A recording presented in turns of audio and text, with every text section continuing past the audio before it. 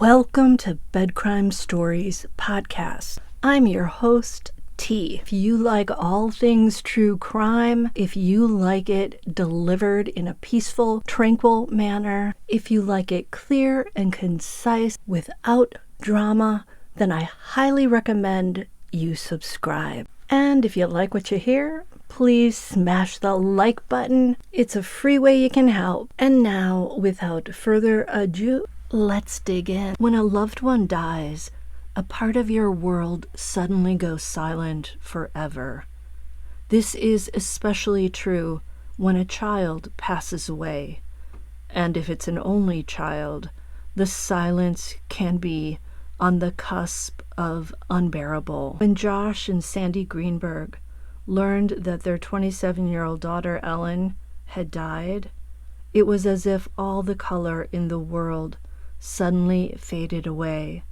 Making matters worse was how Ellen died, her manner of death. On Wednesday, January 26 of 2011, Ellen was discovered lifeless with 19 jab wounds from a sharp-edged object. She was found by her fiancé, Sam Goldberg, slumped on the floor of their Manayunk, Philadelphia condo. Ellen had a plethora of puncture wounds, including some to the back of her neck and her head. The fatal one was to her chest, and shockingly, a 10-inch long serrated blade was still lodged there. When Sam made the 911 call, he spoke as if he knew that Ellen had done this to herself. But to Ellen's parents, it was immediately clear that someone else had done this to their daughter. And at first, the Philadelphia medical examiner agreed, and he listed the manner of death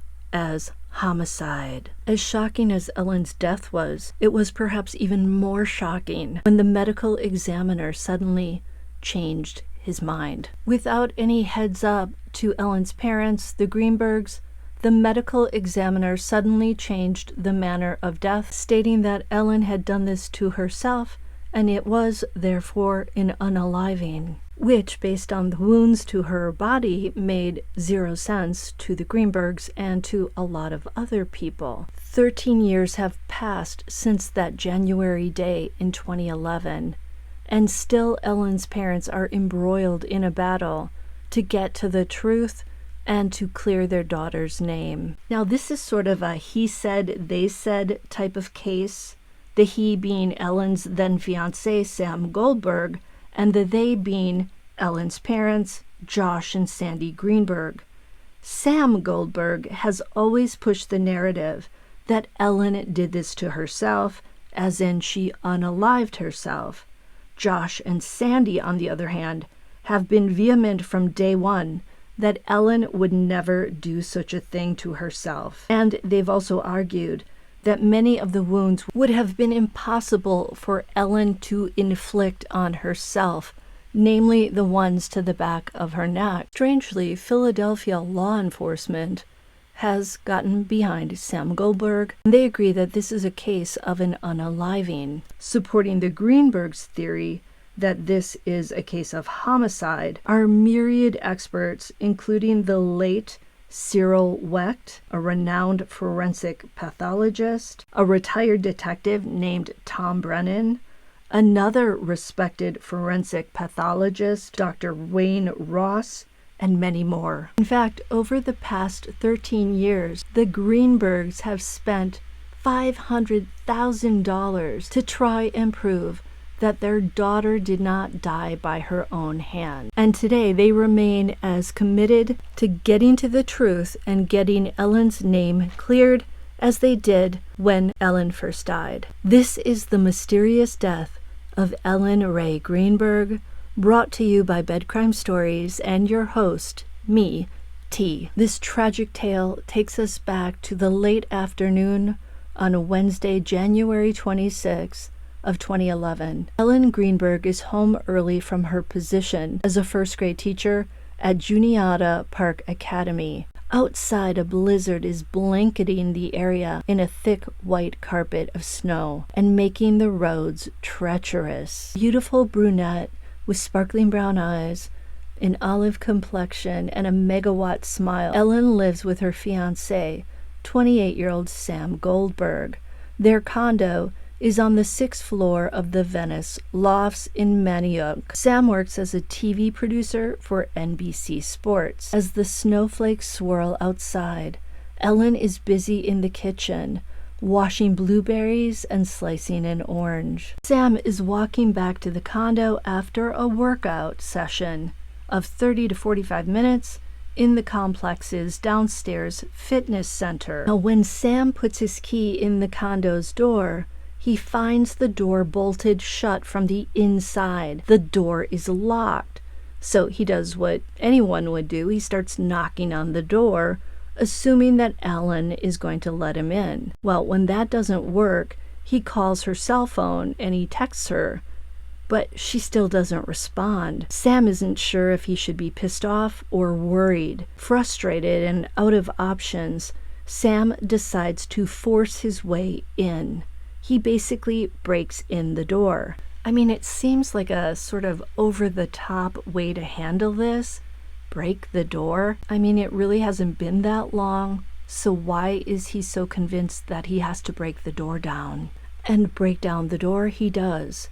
And what he sees when he opens that door will change his life forever. And it leads to this 911 call. Oh,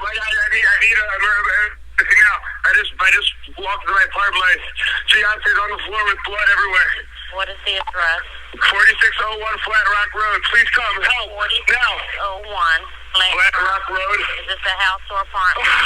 Oh, no. Oh, no. It's an apartment. What apartment number? Please hurry, please. Where is she bleeding from? I don't know. I can't tell. No, sir, you have to calm yourself down in order to get you some help. I'm sorry. I don't know. I'm looking at her right now. I can't see anything.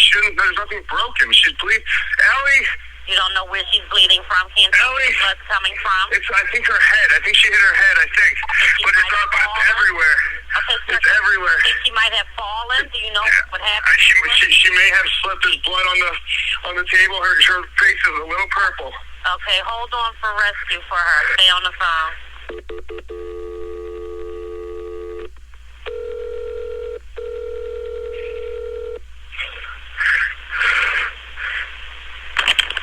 Fire Department 842, what's the address? No, 4601 Flat Rock Road. Please hurry. 4601 Flat Rock? Yes. What's wrong? I went downstairs to go work out. I came back up. The door was latched. My fiance's inside. She wasn't answering. So after about a half hour, I decided to break it down. I see her now just on the floor with blood. She's not responding. Okay, is she breathing?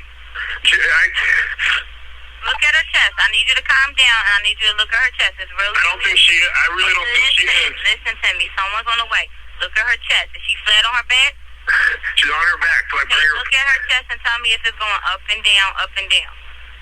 I don't see her moving. Okay. Do you know how to do CPR? I don't. Okay. I can tell you what to do. Okay, until they get there. I want you to keep her flat on her. God. Hello. Yeah, hi, okay. Are you willing to do CPR with me over the phone until they get there? I have to, right? Okay, so get her flat on her back, bare her chest, okay? You want to rip her shirt off. Okay? Kneel down by her side. Oh, my God. Ellie, please. Listen, you can't freak out, sir, because you gotta... Okay, I'm trying not to. Her shirt won't come off. It's a zipper. Oh, my God. She stabbed herself. Where? She fell with a knife. Oh, no. Her knife's sticking out. Her what? There's a knife sticking out of her heart. Oh, she stabbed herself? I guess so. I don't know where she fell on it. I don't know. Okay, well, don't touch it. Okay, so I just let her down. Here now. I mean, what do I do? No, I mean, you can't. If the knife is in her chest, it's going to be kind of hard for you to do CPR at this time. Oh, no. Oh, my goodness. Okay. Police, which operator? 277. Is someone coming here? Yes, they are. You said 4601 Flat Rock, right? Yes. Okay, someone's on the way. And the knife is still inside? Wait, so what? The knife is still inside of her? Yes, I didn't take it out. Was it her chest or what area? It's in her chest. It looks like it's right in her heart. Okay, someone's on the way out there, okay? Just get Oh my God. How old is she? She's 27. 27. And there's no sign of life at all? Like, pinch her under her arm. No, please don't be. What? Pinch her under her arm and tell me if she responds to pain. She's, Ellie. She's not, her arm, her hands are still warm. I don't know what that means, but there's blood everywhere. I know, but you can't, and the knife is still inside of her. How far? Can you see how far it went in? It looks pretty deep. Okay. It looks it's a long knife. Don't touch anything. Yeah, don't touch anything, okay? I'm not touching anything.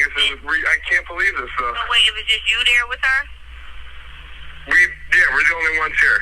And she ran in the door, you said latched it shut? No, I went downstairs to work out, and when I came back up, the door was latched. Oh. Like, it was, it wasn't like, it was like locked from the inside, and I'm yelling, so I'm Was your yelling. house broken into? No. So there's no sign of a break-in? No sign of a break-in at all. I mean, there will be when you get here, because I had to break the latch, but to get in. Okay, 4601 Flat Rock, and this is a house, right?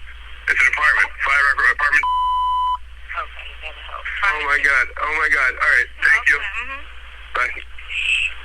All I can say about this 911 call is, Did you hear Sam Goldberg kind of pushing the theme that, oh my God, she fell on this sharp object. Oh my God, she did this to herself. Oh, the door was latched. I came in and I found her like this. And he goes from sounding like he's really worked up to kind of laughing at times or snickering. It is a very strange 911 call, in my opinion. I am feeling some red flags, honey. Lots and lots of red flags. Now, when the police arrive, they find Ellen in the kitchen. Note that when Sam spoke to the 911 operator, he told her that Ellen was lying on her back on the floor. But now, as the cops run to see if Ellen has a pulse, they find her sort of sitting on the floor, slumped up against the lower kitchen cabinets. She's wearing a zip-up hoodie with a t-shirt underneath,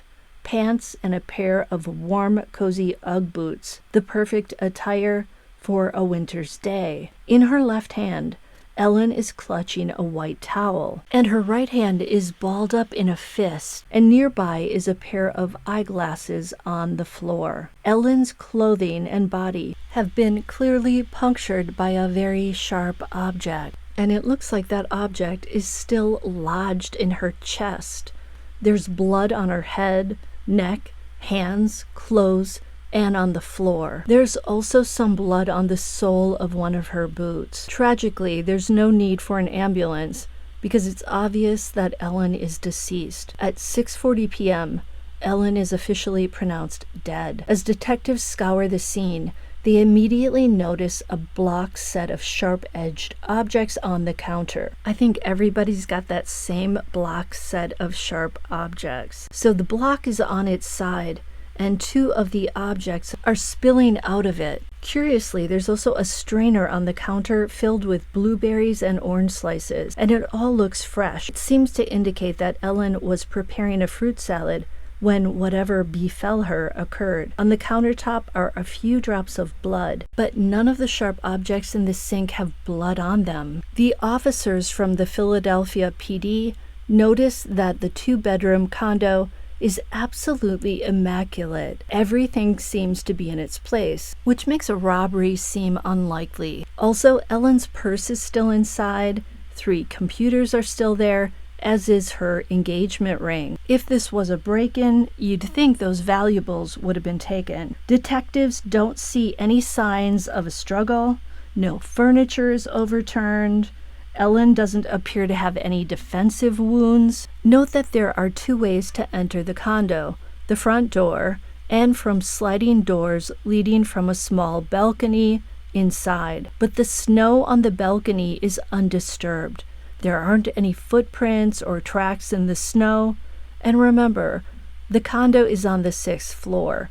Someone would have to find a way to climb up there to attempt to get in. In the bedroom, the cops see 3 prescription medications with Ellen's name on them. One is for Klonopin, one for Xanax, and one for Ambien.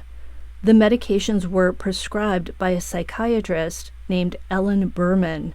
And in Ellen's purse, Ellen Greenberg that is, there's a notebook. Dr. Berman asked her to keep track of her moods and her state of mind. And when officers later speak to Dr. Berman, she tells them that Ellen was not someone who appeared to be in the state of mind to unalive herself. Dr. Berman did not see any signs of that. At around 8:30 p.m., an investigator arrives, and he notes that Ellen doesn't have any injuries on her hands, wrists, and forearms. Again, no defensive wounds. You'd think that if someone did attack Ellen, that she would show signs of trying to grab the sharp object. This reminds me of the Idaho 4 case. Remember, they've said that Kaylee put up a fight and also that Xana showed defensive wounds on her hand. It was clear that she tried to grab that sharp object from the perpetrator. Ellen Greenberg doesn't have any signs of such a struggle. Although Ellen was proclaimed deceased at 6:40, that doesn't tell us exactly when she died. Was it at 6 p.m., 6:15 p.m., or earlier in the afternoon? Remember, Ellen was home early because of a snow day. Sam tells the police that he last saw Ellen alive at around 4:45 p.m. That was before he went down to the fitness center. And remember, he got back around 6:30 p.m. or so. That means within that 1 hour and 45-minute window, Ellen lost her life. The time is probably even less than that because remember, Sam was trying to get inside the apartment for maybe 10 to 15 minutes. Naturally, the police begin asking Sam questions. They learned that Ellen got home around noon because of the blizzard, and she was home when Sam went to the fitness center. Sam says he worked out for somewhere between a half hour to 45 minutes, and then went back to the apartment. The police find Ellen's cell phone in the master bathroom. They check her activity log, and they compare it to what Sam is saying. Ellen sent her last text message at 3:45 p.m. to a friend. The cops see that Sam did contact Ellen. In fact, he sent her 9 messages in a 30-minute period starting at 5:32 p.m. and ending at 5:54 p.m. Here's what those messages from Sam to Ellen say. Now remember, Ellen doesn't respond, so all you're going to hear are Sam's unanswered messages to her. Let's begin. Hello? Open the door. What are you doing? I'm getting pissed. Hello? You better have an excuse. What the F? Ah, you have no idea. So those are the messages. Now this part of Sam's story seems to be accurate. He didn't text Ellen after he found the door locked from the inside. The police also speak to Ellen and Sam's neighbors. The cops want to know what, if anything, the neighbors heard or saw.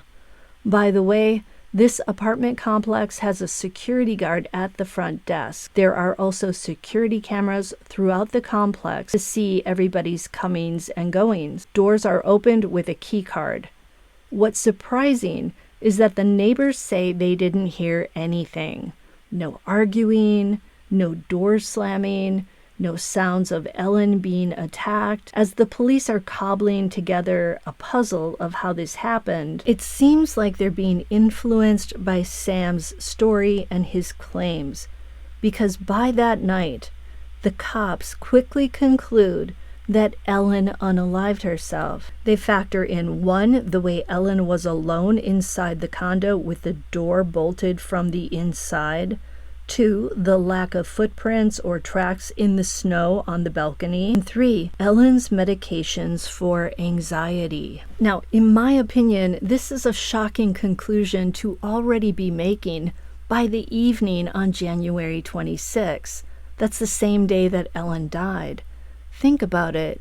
The medical examiner hasn't even done Ellen's autopsy. Why are the cops so quick to decide that this is an unaliving type of death? And by the way, there was no unaliving note either. One thing, however, that we, the public, don't know is what Ellen wrote in that journal. Did she maybe mention wanting to unalive herself? But I don't think so, because Dr. Berman, Ellen's psychiatrist, has said that she didn't feel Ellen was in any danger of doing this. This leads me to believe there were no red flags in Ellen's journal. We also don't know what Sam told the cops about Ellen's state of mind. It's possible that he was pushing this narrative. Per the medical examiner's report, which was done after the autopsy the next day, Sam stayed at the scene with some of his family and friends after finding Ellen deceased.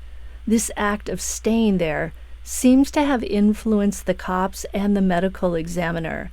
It's like they're thinking he likely had nothing to do with this because he hung around and he showed that he cared. But the cops did take Sam down to the station at some point for an interview. And interestingly enough, Sam had a defense attorney with him already for the interview. Sam's father then called Ellen's parents, Josh and Sandee Greenberg. So it's Sam's father calling the Greenbergs. He's doing it on the evening that Ellen died, and he's relaying the news of Ellen's death. For the Greenbergs, this call turned their world dark. The elder Goldberg told the Greenbergs, quote, "Something terrible has happened to Ellie." They called her Ellie. Sandee asked, "What do you mean?" Mr. Goldberg replied, "We don't know." Sandee wanted to know where the ambulance was. She's thinking that perhaps her daughter is injured. It doesn't even occur to her that Ellen has passed away. After a long pause, Mr. Goldberg replies, "There is no ambulance." And even then, Sandee said she didn't realize that this meant that Ellen was gone. The only thing Mr. Goldberg ends up saying is that Ellen is dead. So Mr. Goldberg fails to mention the 20 jab wounds, the sharp object in Ellen's chest. I mean, those are some strange things to omit, don't you think? Now, as all of this is going on, the snow continues to fall. And it's so bad outside that Josh and Sandee can't drive the 2-hour trip to Ellen's condo. You see, the Greenbergs live in Harrisburg, Pennsylvania. The next morning, Thursday, January 27th, Josh and Sandee are able to speak with the medical examiner's office over the phone. Sandee tells the authorities that she last spoke to her daughter yesterday around 7 a.m., and Ellen was driving to work. The conversation was normal. Ellen didn't say anything was bothering her. She didn't give off a depressed vibe. However, the Greenbergs did say they knew Ellen was struggling with something, but they didn't know what exactly it was. The only thing Josh and Sandee knew was that Ellen had been dealing with anxiety recently. She was also feeling insecure and not as sure of herself as she had been in the past. Ellen had always been industrious, intelligent, full of confidence, but of late, something had shifted. One thing Ellen had expressed to her parents was the desire to move home to Harrisburg. The one thing Ellen made clear was that this desire had nothing to do with Sam. Ellen said it was more about her teaching position. Although she loved teaching little kids, Ellen wasn't really happy at the school. At least that's what she said.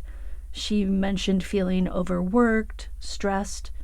Now, I used to teach French, and I can tell you that I was always stressed. There was so much preparation involved. Every single week, lesson plans, correcting homework, tallying grades. It's not an easy job if you do it right and if you strive for excellence. Ellen's father, Josh, was against her quitting the job. He feared that she'd have trouble getting another position if she just up and left. He was really concerned about the future of her career. Ellen's parents actually made a deal with her. They asked her to get some therapy before she made such a big move, and Ellen agreed.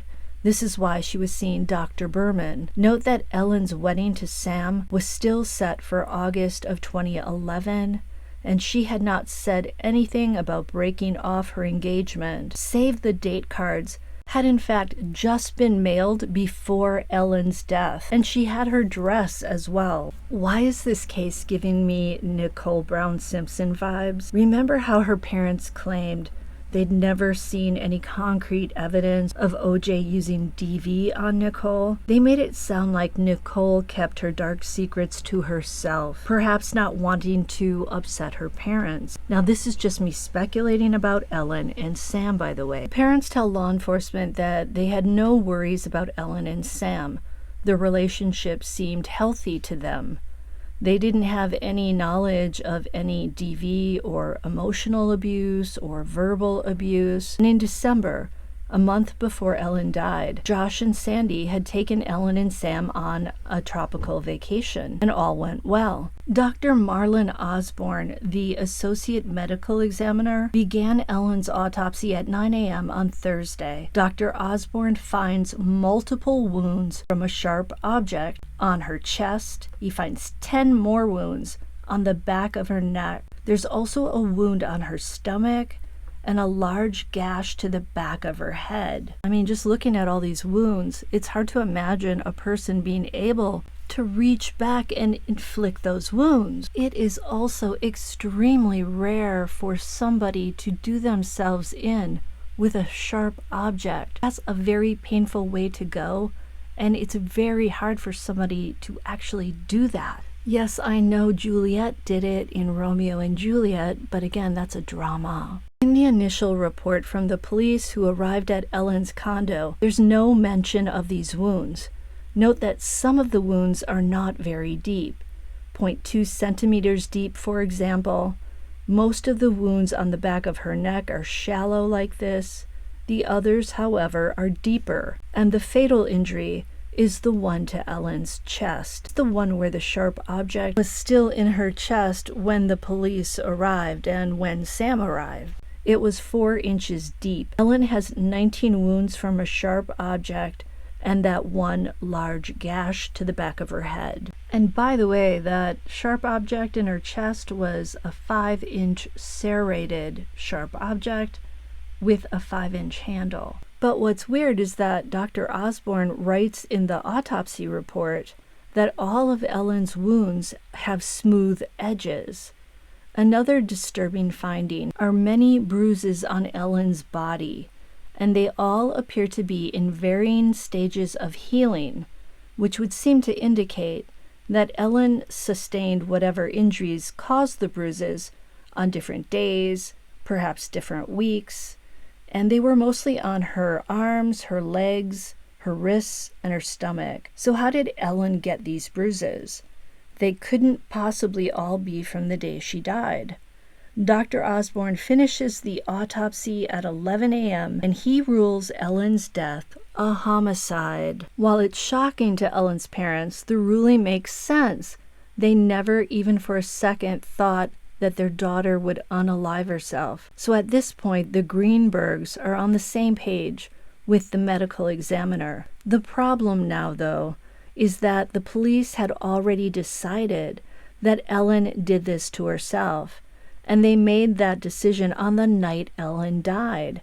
Clearly, that was before the medical examiner had had a chance to do the autopsy. And what was really messed up is that the cops did not seal off the apartment as a potential crime scene. So in essence, they allowed the crime scene to be compromised. Anyone and everyone was allowed to walk in there, touch things, remove things, and clean things. Now, remember how Sam had stayed at the apartment and it was said that he had some family members with him? For some reason, one of Sam's relatives had taken it upon himself to ask the property manager for access to the apartment in order to remove some things. The property manager, however, wasn't sure if this was okay, so a call was made to the Philadelphia PD, and the police said that's fine. Remember, they'd already decided that Ellen had injured herself. Keep in mind that there was blood still all over the kitchen floor. The property manager asked the police what to do about the mess, and the cops said, "That's not part of our job description." That's like the last thing you want to hear in a situation like that. Like, who wants to go in there and clean up all the gore? Cops did do something, though. They gave the property manager the name of a company that specializes in cleaning up crime scenes. Now, before the property manager calls that company, he or she takes it upon themselves to videotape the interiors of the apartment. So they videotape the blood spatter, etc. And this ends up being very important evidence. Right after the apartment is cleaned, the property manager lets Sam and his relatives know they can go into the apartment. So Sam's cousin and uncle go there, and they take Ellen's engagement ring, her purse, her cell phone, 3 computers, her car keys, and more. The property manager is with the cousin and uncle as they gather these items. Now, when the Philadelphia PD find out that the medical examiner ruled Ellen's death a homicide, they get a search warrant for the condo. They get the warrant by Friday, January 28th, so 2 days after Ellen died. But clearly there's not much to find there, since the place was wiped clean by the crime scene cleaner, and Sam's relatives have removed key items that might have been important to the investigation. Ellen's cell phone, the computers. On the same Friday, the Greenbergs hold Ellen's funeral, and it's also Sam's birthday. The Greenbergs are adhering to their Jewish faith, by ensuring Ellen is buried as soon as possible. During the funeral, Ellen's father, Josh, makes a statement. He tells the mourners that the police have just announced that Ellen died as a result of homicide. The mourners in the pews are shocked. They whisper to one another, and the looks on their faces spell incredulity. They are pretty much speechless. After the funeral, people are invited to the home of Ellen's grandmother. Once there, Josh corners Sam, and he tells him, quote, "You do realize that you are the prime suspect." Sam starts crying, and he goes over to his mother, who comforts him. After this, the Goldbergs decide not to sit Shiva with the Greenbergs. As all of this is going on, the police begin almost a campaign to downplay the homicide ruling. A police lieutenant tells the Philadelphia Inquirer that new evidence has emerged that makes an unaliving more likely. The lieutenant also states that the police are looking into mental issues that Ellen may have had, which really seems so rude, so disrespectful, and so hurtful to Ellen and to the Greenbergs. The lieutenant doesn't specify what has led to this new conclusion. As I'm analyzing this, it seems like the police may have been trying to cover their arses because they failed to secure the crime scene. I mean, to me, you'd think that the cops seeing a sharp object in Ellen's chest would have thought, somebody did this to her.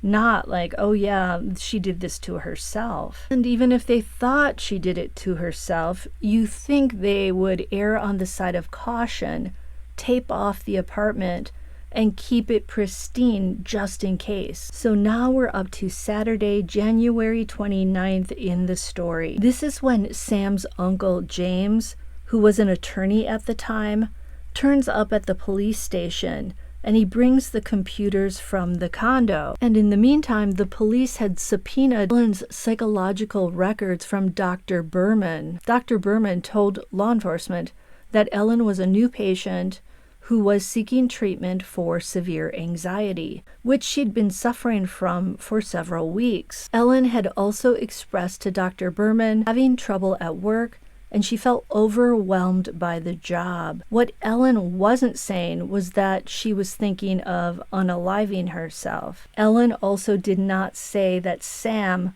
was committing any DV against her. Ellen expressed that Sam was actually wonderful. Dr. Berman prescribed Zoloft, which Ellen was reticent to take. The doctor also prescribed a low dose of Xanax, and later Ellen was prescribed Klonopin and Ambien. Toxicology tests, which came back in February, revealed Ellen had Klonopin an Ambien in her system when she died. And the police noted that these medications can lead to the side effect of having thoughts of unaliving yourself and actually committing the act. I know it sounds ridiculous to use the term unaliving, and it almost sounds disrespectful, but advertisers on YouTube do not like that word. And if I want to get paid for this video, I'm stuck using unaliving. These side effects supported the police's firm stance that Ellen unalived herself. Adding fuel to their fire were the bloodstains that came back only with Ellen's DNA on them. And this included sharp objects and Ellen's clothing. And the elephant in the room question remains: how did Ellen sustain the injuries to the back of her neck? Do the police really think she somehow reached around and inflicted those on herself, even when the angles of the wounds were shown to be different, and would have proven nearly impossible for her to make herself? There was a cut to Ellen's dura, and FYI, the dura is the protective layer over the spinal cord. What the expert, the first expert anyway, could not discern was whether or not the spinal cord had been injured and or cut. If it was injured, then it would have made it impossible for Ellen to inflict additional wounds on herself after that wound. This means that someone else would have had to have inflicted the final fatal jab to her chest. The detectives then decided to go to a neuropathologist and have that person look at Ellen's spinal cord and decide once and for all if it was indeed injured. So the medical examiner, Dr. Osborne, actually takes a portion of Ellen's spinal cord in a jar over to a doctor named Lucy Rourke Adams. So Dr. Osborne and Dr. Adams meet informally, and Dr. Rourke Adams does a quick examination. This was a very informal, casual examination, basically just kind of taking a glance, looking at it, and then making some conclusion. Dr. Rourke Adams says on the spot that she doesn't see a defect anywhere.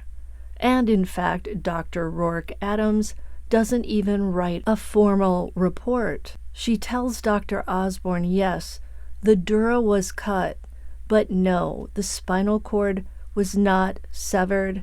Dr. Adams says Ellen might have suffered some loss of sensation, but she likely would not have lost her ability to move. So Dr. Rourke Adams believes it's possible Ellen did deliver the final wound to herself. Note that Dr. Rourke Adams again did not write a report about the findings, and when asked about this later, she claims she has no memory of even doing this, of even looking at Ellen's spinal cord. I find it odd that Dr. Osborne didn't request official testing and a written report. So after this informal chat, Dr. Osborne calls a meeting in his office to discuss Ellen's death. 2 police officers are invited, as well as Dr. Osborne, of course, and then the chief medical examiner and a representative from Philadelphia's district attorney's office. Later on, Dr. Osborne will say he does not recall when exactly this meeting took place. The meeting also is not officially recorded anywhere, and it turns out the reason for this meeting is to discuss changing Ellen Greenberg's manner of death from homicide back to an unaliving. And the police come armed with information that they say will prove Ellen's death is due to her own hand. They tell Dr. Osborne that another person was with Ellen's fiancé, Sam, when he forced the condo door open. The cops are basically claiming that they have a witness who can corroborate Sam's story about breaking into the apartment and finding Ellen alone inside. The witness, per the cops, is a guy named Phil, and Phil was the front desk security guard for the Venice lofts where Ellen and Sam lived. According to the cops, when Sam was unable to get Ellen to open the door, he went downstairs and asked Phil for help. The cops say Phil accompanied Sam up to the apartment and helped Sam get the door open. There's your witness.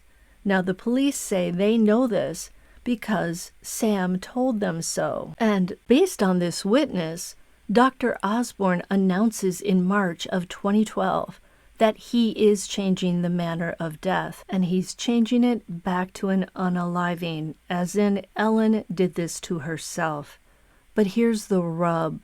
Phil later tells the cops that he absolutely did not accompany Sam upstairs.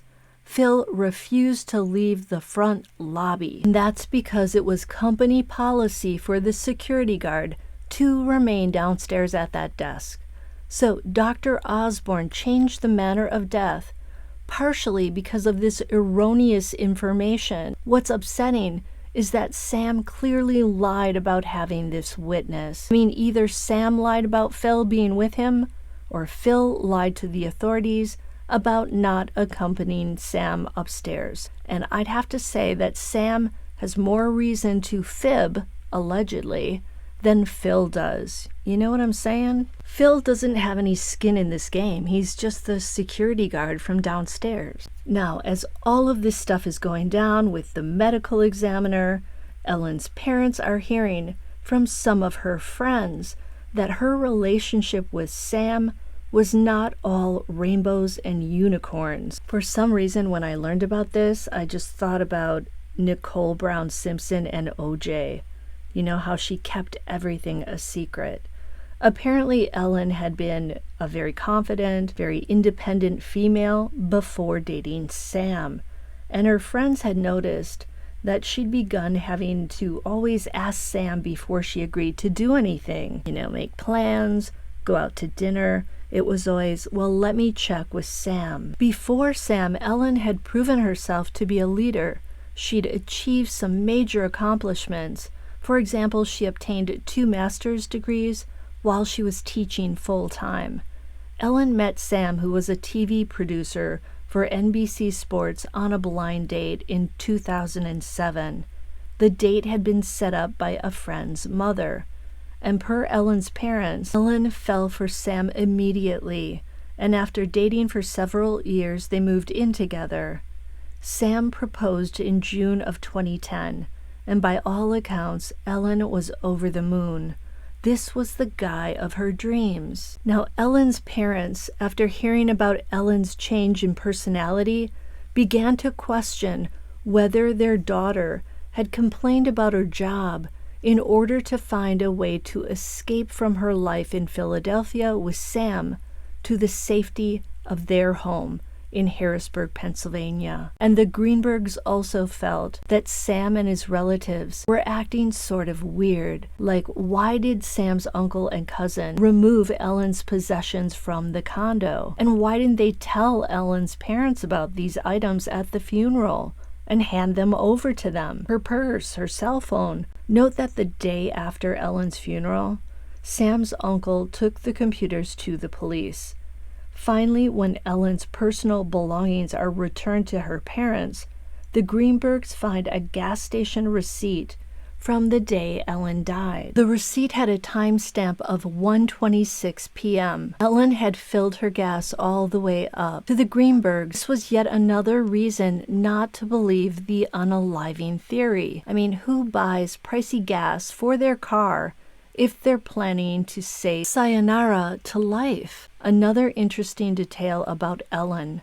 When a new teacher was hired at her school as a replacement, the new teacher found detailed lesson plans already written for weeks out, and all the students' grades were tallied. Ellen was way ahead in her work, so why was she telling her parents she was having trouble keeping up? Again, this may point to Ellen using trouble at work as a way to escape to Pennsylvania.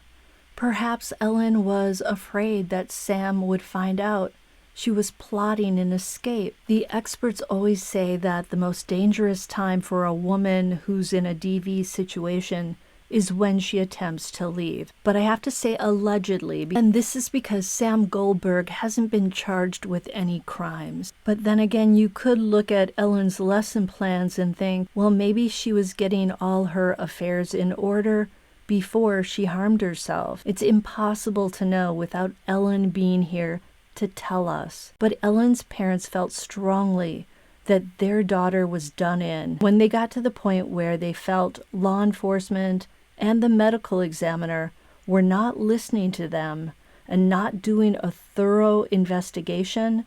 The Greenbergs decided to do their own investigation. The Greenbergs got copies of the autopsy, crime scene photos, and the medical examiner's report, which they then sent to the well-known and respected forensic pathologist Cyril Wecht. They wanted an independent review. Dr. Wecht reported his findings to the Greenbergs in January of 2012. In his report, Dr. Wecht noted that the jabs to the back of Ellen's neck and head were most likely not self-inflicted. He took care to show the wounds that had come in from different angles. Dr. Wecht also said that people who unalive themselves with a sharp object typically place that object directly into their skin. They do not force a sharp object through clothing and then into their skin. They tend to pick an area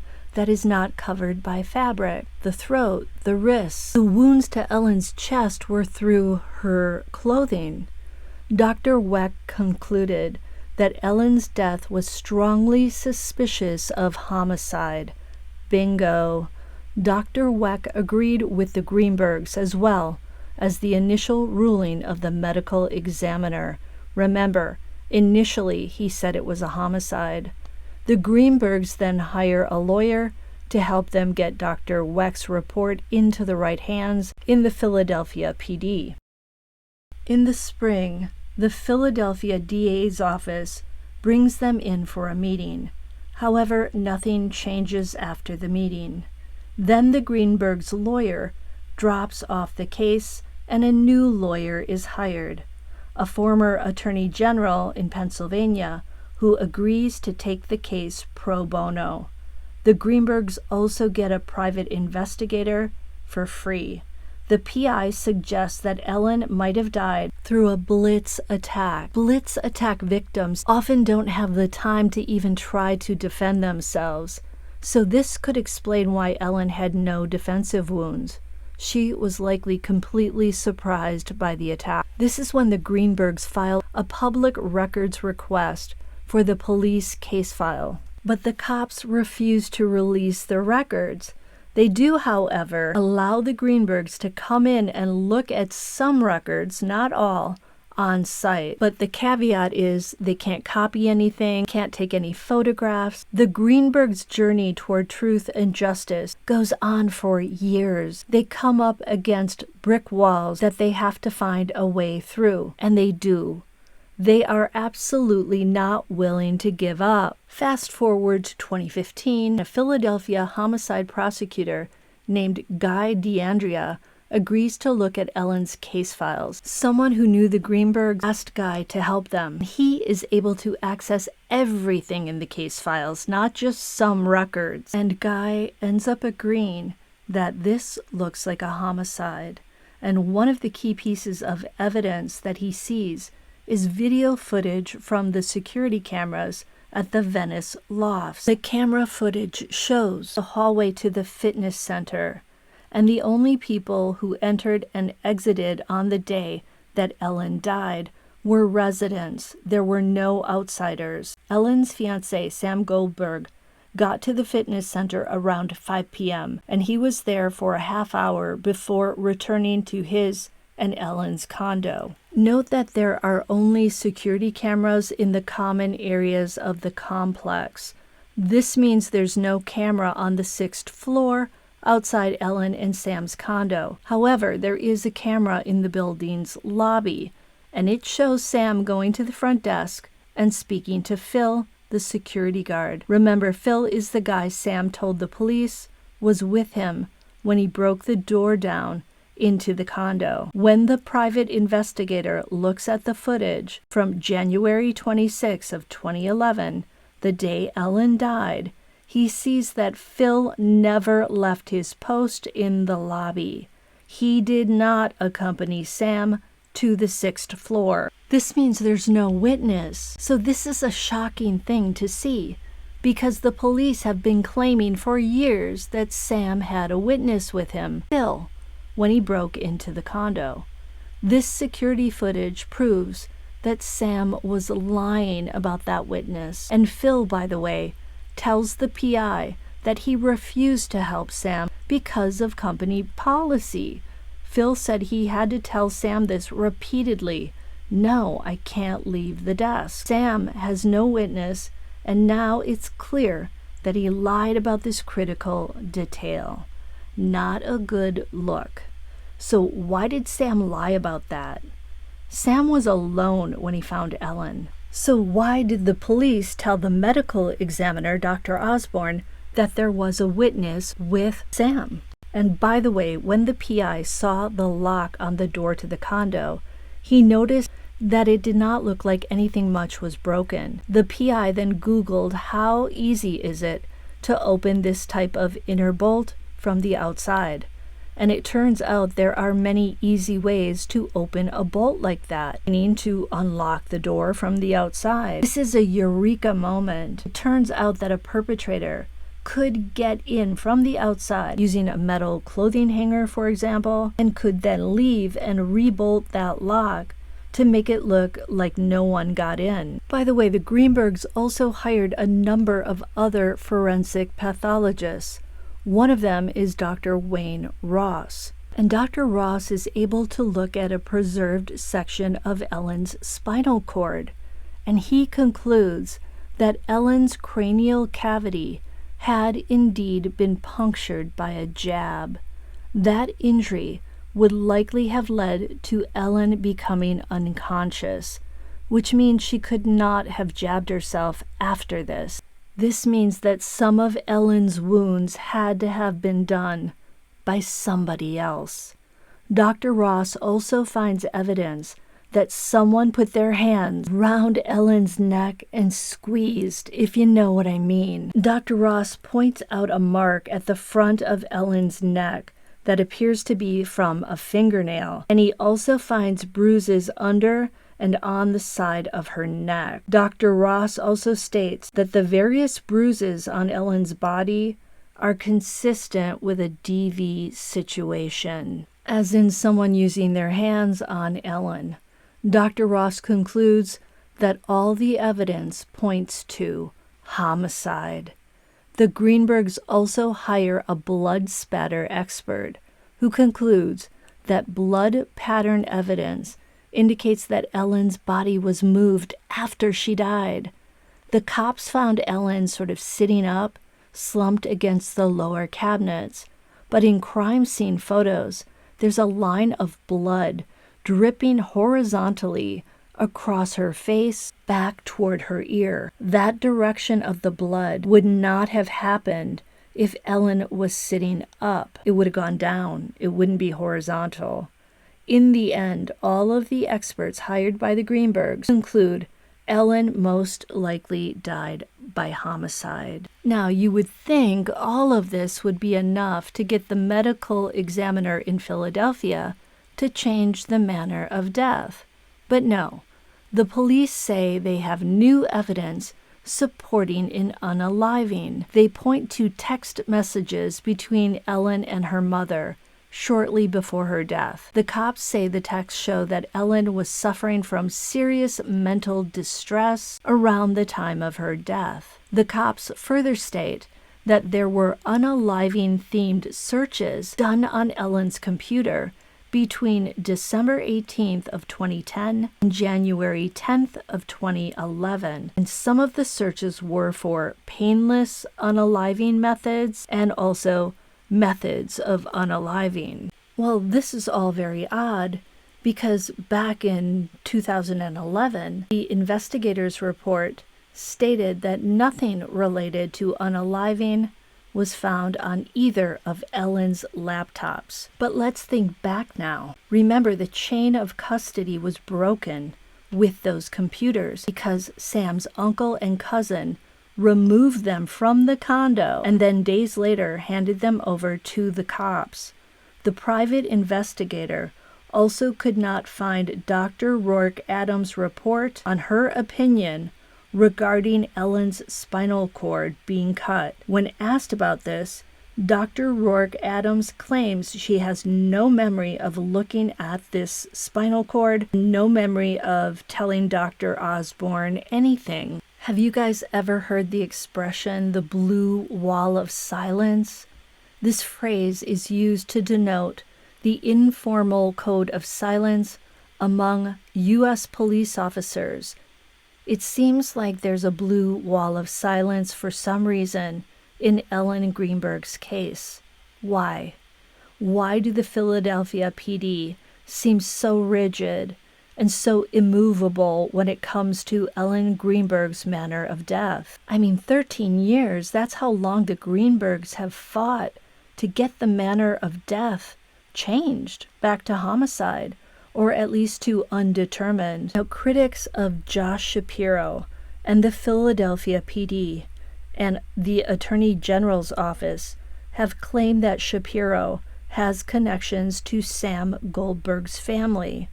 Shapiro has never commented on this. When Shapiro was the Attorney General of Philadelphia, he also stood by the unaliving ruling. Now, apparently Nancy Grace has gotten into this case, and she has done her own investigation, and she is saying that an expert told her that 3 of the wounds on Ellen's body were inflicted post-mortem, after Ellen died.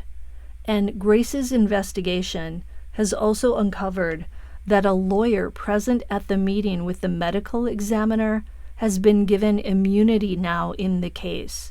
And last week, just last week, Pennsylvania's Supreme Court finally agreed to hear arguments from Ellen's parents, Josh and Sandee, as they try to gain a legal standing to challenge the unaliving ruling. Nancy Grace, when commenting on the 3 post-mortem wounds, said, quote, "Her heart is no longer beating, and she's still stabbing herself? Really?" Josh Shapiro would go on to become the governor of the state, and you may know that he was considered to be Kamala Harris's running mate, but ultimately he was rejected, and some people say it's because of this case, Ellen Greenberg's case, and his refusal to look at the manner of death. Note that Philadelphia is now defending 2 civil lawsuits filed by the Greenbergs. One seeks to overturn the unaliving ruling, and if that's granted, it will reopen the death investigation, and it will pave the way for the evidence the Greenbergs have amassed to be aired in court. The other lawsuit seeks monetary damages and accuses members of Philadelphia's police department, district attorney's office, and medical examiner's office, and it accuses individuals of willful misconduct and participating in a conspiracy to cover up the murder of Ellen Rae Greenberg. Guys, there's so much stuff in this case. I could go on and on, but I'm going to stop here, and I'll see you guys next time on Bed Crime Stories. Now let me know what you think of this case in the comments. Smash that like button, and I'll see you next time.